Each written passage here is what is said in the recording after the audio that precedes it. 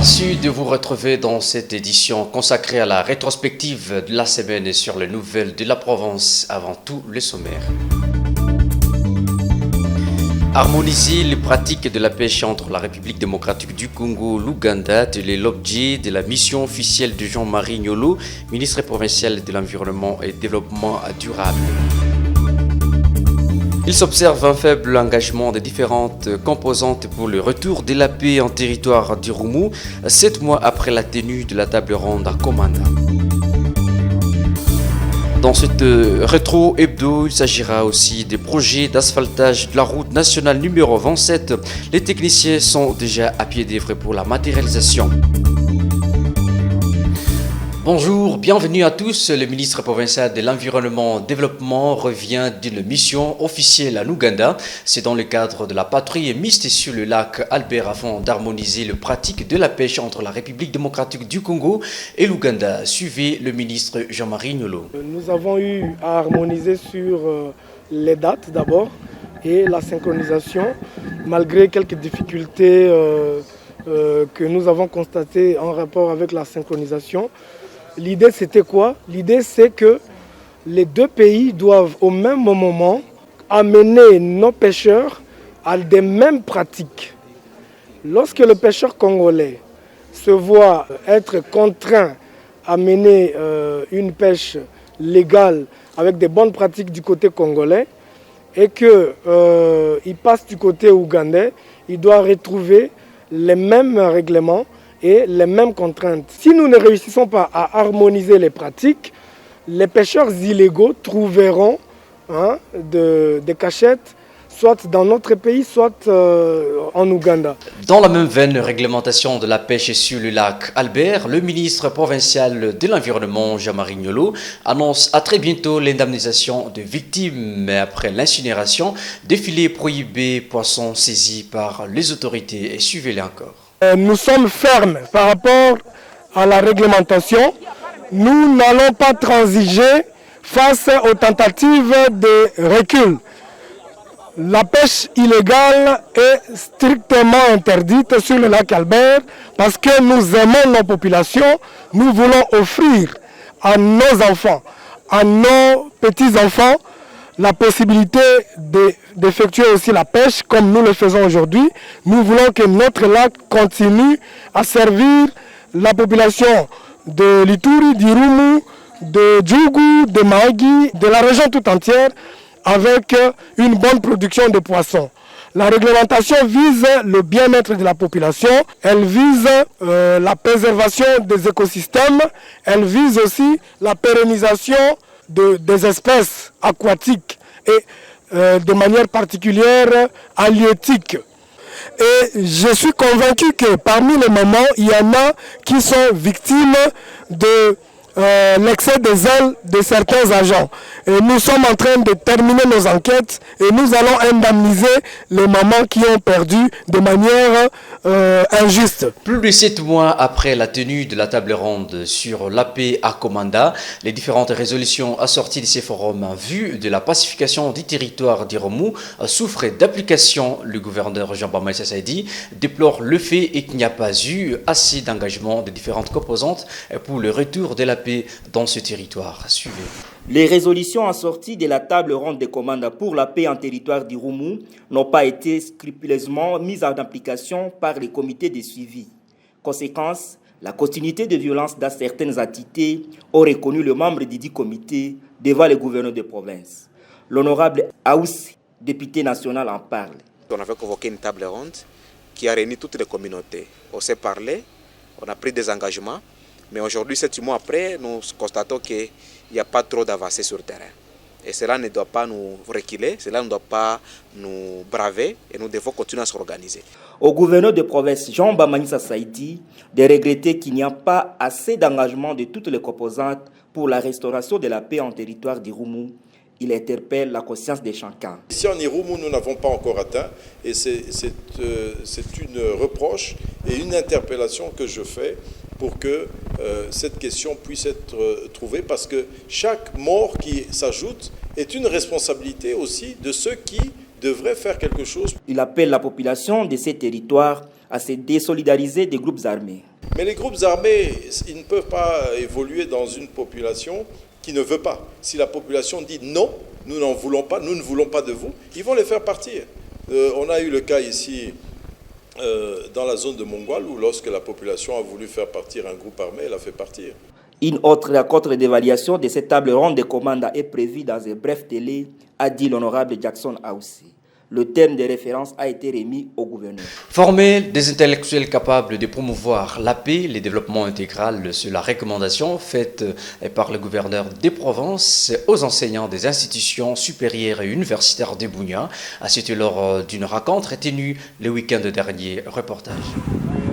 Il est créé à Nitori un service de contrôle. C'est l'inspection provinciale des finances, née pour vérifier et contrôler toutes les opérations financières de la province, des entités territoriales décentralisées, des établissements publics et organismes para-étatiques et autres. Par celle-ci, le gouverneur Jean Bamanissa Saïdi veut asseoir une gestion orthodoxe des finances publiques en décourageant le détournement, la fraude et le coulage des recettes.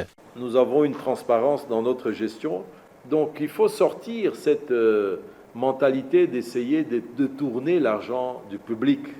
Au niveau national, vous avez vu que le chef de l'État, et nous le soutenons, parce que nous ne sommes pas dans l'école de ceux qui détournent le fonds public. Vous avez vu le nombre de personnes qui sont dans les prisons. Est-ce que ça ne fait pas réfléchir les gens? Ça doit faire réfléchir les gens. On est en train aujourd'hui de faire actionner l'inspection des finances, la justice, pour faire arrêter les vols. Et nous devons avoir un État où les gens doivent avoir peur de toucher au fonds public. J'ai été éduqué et je suis quelqu'un qui aime bien le droit chemin, même si ça ne plaît pas à tout le monde, mais nous sommes dans cette classe et nous n'allons pas descendre pour nous salir dans une autre classe. Donc nous devons être conscients qu'il n'y a que le sérieux qui peut redresser notre pays. Ce service d'audit supérieur du gouvernement provincial créé par l'arrêté du gouverneur du 4 mars 2021 et rendu public mardi 16 mars est constitué d'une coordination des brigades et d'une division unique. Amélioration des échanges commerciaux entre la République démocratique du Congo et l'Ouganda. Des discussions évoluent bon trait. La délégation congolaise est conduite par la ministre provinciale du Transcom a reçu celle des Ougandais mercredi 17 mars dernier. Les échanges ont tourné autour de l'asphaltage de la route nationale numéro 27 partant de Goli à Bunia. Reportage. 2 jours ont suffi pour ces équipes d'ingénieurs RD congolais et ougandais des travaux publics de parcourir la route nationale numéro 27 long de 190 km dans le cadre d'une mission de reconnaissance. Nombre d'entreprises parmi lesquelles Perle Oil Congo, Office des routes, l'agence congolaise des grands travaux ont démontré leur prouesse dans cet exercice de terrain. La descente consiste à faire une reconnaissance de la route Goli jusqu'à Bunia. Nous passons étape par étape pour identifier tous les ouvrages d'art qui sont sur la route et cela nous permettra d'avoir l'idée générale de la route actuelle et puis ça nous permettra maintenant de se préparer pour les études proprement dites. Du pont Nyarudo à la frontière ougandaise comme point initial à Bunia en passant par plusieurs villages et centres, les 2 délégations ont conjointement inspecté la structure des ouvrages et identifié de manière détaillée les failles pour des études approfondies. On devrait caler un point. Signalons que cette mission de reconnaissance va se poursuivre en territoire du Romo pour le même objectif, en vue de permettre aux techniciens des 2 pays de collecter les données possibles pour des travaux à réaliser avant les études proprement dites. Projet d'asphaltage de la RN 27, les techniciens congolais ougandais ont parcouru à plus de 190 km soit de Goli à Bunia pour identifier les failles. Et cette mission de reconnaissance va se poursuivre en territoire d'Iromu où un pont d'une longueur d'environ 1,2 km sera jeté sur la rivière Semlik. Suivez. Cette rencontre consacrée essentiellement au briefing a permis aux représentants de la RDC et de l'Ouganda de se faire une idée sur les projets à réaliser dans le cadre de la coopération bilatérale en vue d'améliorer les échanges commerciaux entre les deux pays. Il s'agit de l'asphaltage de la RN27 dans sa partie Goli-Bunia, long de 190 km, et Roi-Bisengo en passant par les ponts Sémilik et autres.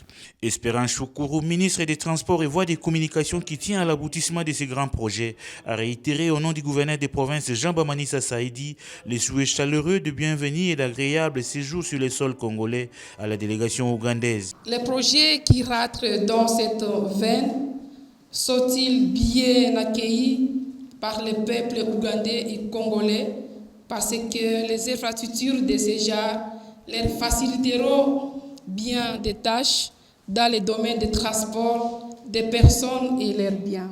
Et les uns comme les autres attireront des dividendes certains. Pour Robert Mujimba, ministre ougandais des Affaires étrangères et chef de la délégation, cette rencontre vient ouvrir la voie à la concrétisation de l'engagement pris à l'Ouganda par les deux chefs d'État, Félix Antoine Tshisekedi Tshilombo et Yoweri Museveni en 2018. We do hope that in this meeting and through the joint reconnaissance visit, nous croyons qu'à l'issue de cette mission d'inspection sur la route Bunia jusqu'au pont Semiliki, conjointement, nous allons repérer les failles, corriger en vue de faciliter le trafic et atteindre l'objectif. Donc, avoir des infrastructures de qualité au bénéfice des deux pays.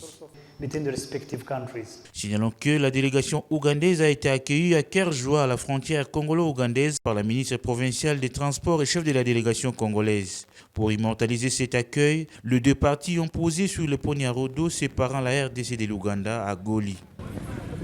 C'est la fin de cette rétrospective de la semaine coordonnée par Alain Moukoko, la supervision de massage Moukadi, sous la réalisation d'Adolphe Jedidja. Voici le rappel des titres. Harmoniser les pratiques de la pêche entre la République démocratique du Congo, l'Ouganda, est l'objet de la mission officielle de Jean-Marie Nyolo, ministre provincial de l'Environnement et Développement durable. Il s'observe un faible engagement des différentes composantes pour le retour de la paix en territoire d'Irumu, 7 mois après la tenue de la table ronde à Komanda. Dans cette rétro-hebdo, il s'agira aussi des projets d'asphaltage de la route nationale numéro 27. Les techniciens sont déjà à pied d'œuvre pour la matérialisation.